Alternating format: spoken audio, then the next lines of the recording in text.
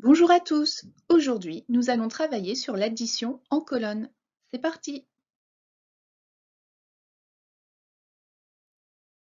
Pigby veut savoir combien il y a de jetons en tout. Pour calculer un tout, il doit faire une addition. Voilà ce qu'il écrit. Nous voyons 25 qui correspond à ces deux boîtes et ces 5 jetons, puis 34 qui correspond à ces 3 boîtes et ces 4 jetons, puis nous voyons 9 qui correspond à ces 9 jetons, et enfin nous voyons 23 qui correspond à ces deux boîtes et ces 3 jetons.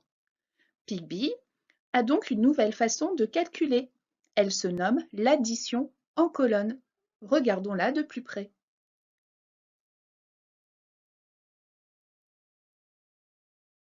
J'ai quelques petites questions à vous poser. À votre avis, pourquoi y a-t-il deux colonnes?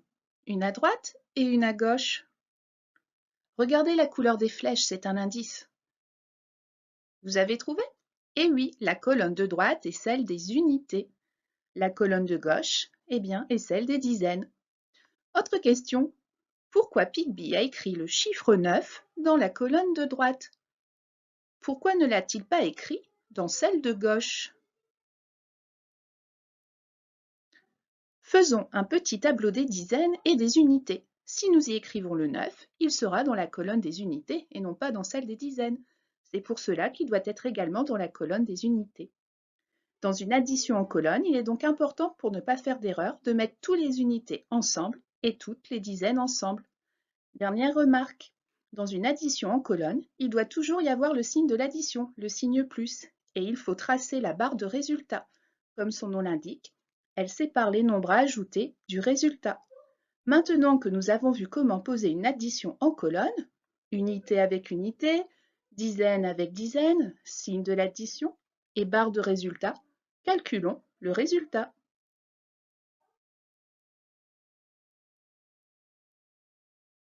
Pour calculer une addition en colonne, il faut toujours commencer par la colonne des unités. Alors, calculons les unités. 5 plus 4 plus 9 plus 3, cela donne 21. Comment écrire 21 dans notre addition à colonne? Pour comprendre, refaisons notre petit tableau des dizaines et des unités. Si j'écris 21, je vais mettre 2 dizaines et une unité. Nous mettons ainsi notre unité dans le résultat de notre colonne des unités et nous avons 2 nouvelles dizaines que nous allons ranger dans la colonne des dizaines. Maintenant, calculons les dizaines. 2 plus 2 plus 3 plus 2. Nous avons donc 9 dizaines. J'écris donc 9 dizaines dans la colonne des résultats des dizaines. 25 plus 34 plus 9 plus 23 égale 91.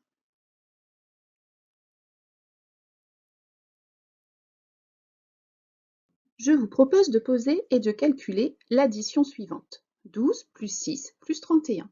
Pour écrire les chiffres à leur bonne place, nous allons nous servir du quadrillage du cahier. Nous allons avoir une colonne pour les unités et une colonne pour les dizaines.